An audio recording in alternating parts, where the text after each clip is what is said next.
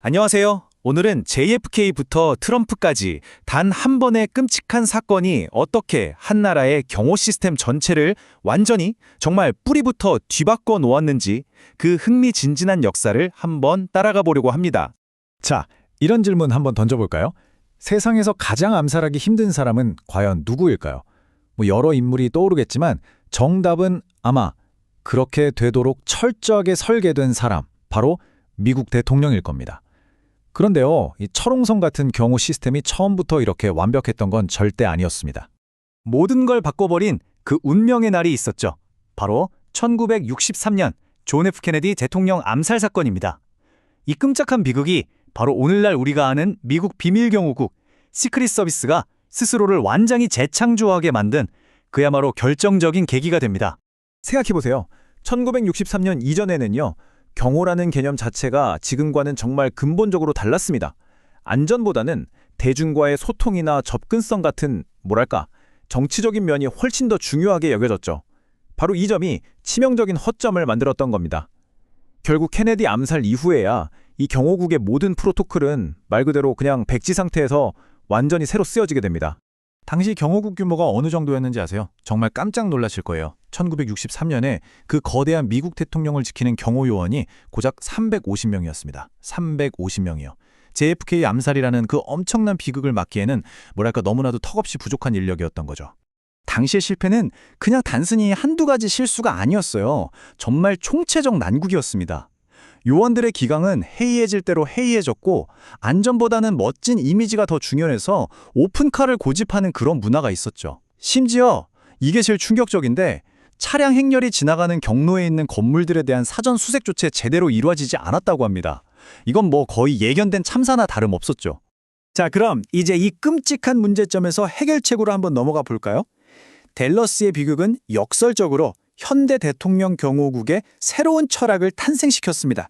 그건 바로 단 한 사람을 지키기 위해 겹겹이 둘러싼 그 누구도 뚫을 수 없는 무적의 요새를 만드는 것이었습니다.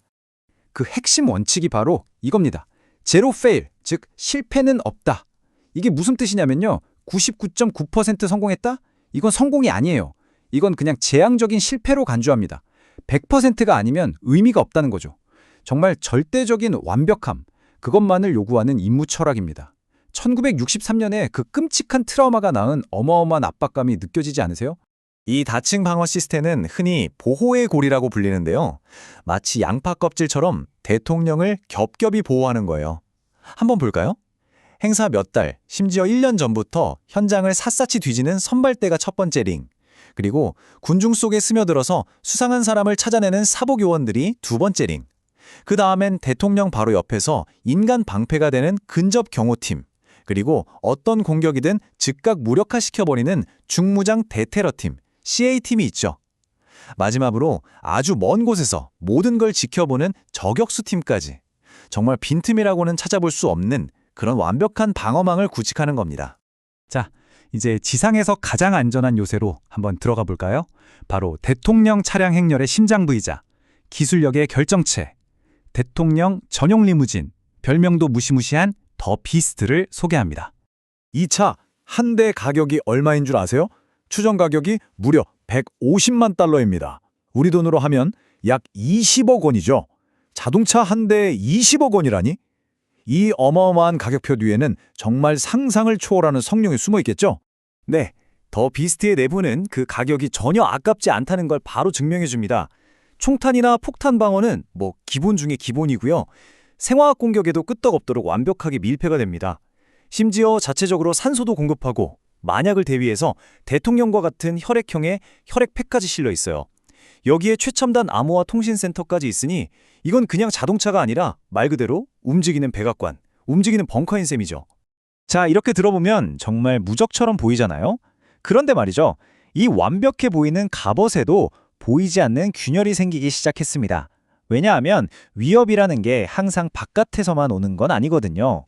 여러분, 세계 최강대국 대통령의 목숨을 지키는 비밀경호국 요원들의 초봉이 얼마일까요? 놀라지 마세요. 약 4만 8천 달러, 우리 돈으로 6,600만 원 정도입니다. 어떤가요? 자신의 목숨을 걸어야 하는 그 어마어마한 책임감에 비하면 솔직히 좀 놀라울 정도로 낮은 액수 아닌가요? 바로 이 문제입니다. 상대적으로 낮은 보상과 정말 살인적인 근무 환경이 뒤섞이면서 아주 심각한 내부 위기를 만들어내고 있는 거죠. 요원들의 사기는 바닥을 치고 끝없는 초과 근무에 번아웃되는 건 그냥 일상이 되어버렸습니다. 결과가 어떨까요? 당연히 숙련된 베테랑 요원들은 조직을 떠나가고 그 빈자리를 채울 새로운 인재를 구하는 건 하늘의 별 따기가 되어가고 있는 겁니다. 심지어 한 투자 보고서에서는 이 상황을 아주 날카롭게 꼬집었는데요. 이렇게요. 결국 인적 자원 관리, 즉 HR 리스크가 이 조직의 아킬레스건이다. 이게 무슨 말이겠어요? 이 완벽한 시스템을 위협하는 가장 큰 위험이 저격수의 총알이 아니라 바로 내부의 사람 문제일 수 있다는 아주 강력한 경고의 메시지인 거죠. 자, 그럼 이제 이야기를 바로 현재로 가져와 보죠. 수십 년간 쌓아올린 이 제로페일이라는 전설. 이 전설적인 시스템이 바로 얼마 전 현대적인 위협과 정면으로 맞닥뜨렸을 때 과연 어떤 결과가 나왔을까요? 여기서 중요한 건 이 두 사건의 실패 원인이 근본적으로 다르다는 점입니다. 1963년 JFK 암살은요, 돈도 사람도 규칙도 없었던 말 그대로 시스템 전체의 실패였어요. 하지만 2024년 트럼프 암살 시도는 좀 다릅니다. 시스템은 있는데 그 시스템에 구멍이 뚫리고 현장 대응에 의문이 제기되는 어쩌면 인적 그리고 전술적인 실패에 가깝다는 분석이 많죠. 이건 수십 년간 쌓아올린 현대 경호 시스템의 완벽함 그 자체에 대한 아주 근본적인 질문을 던진 중대한 사건이었습니다. 그래서 바로 이 질문이 남게 됩니다. 과연 완벽에 가까운 시스템이라는 게 결국 피할 수 없는 인간의 실수라는 변수를 정말로 극복할 수 있을까요? 아무리 기술이 발전하고 더 높은 철옹성을 쌓아 올려도 결국 그 시스템의 마지막 버튼을 누르는 건 사람이니까요. 여러분의 생각은 어떠신가요?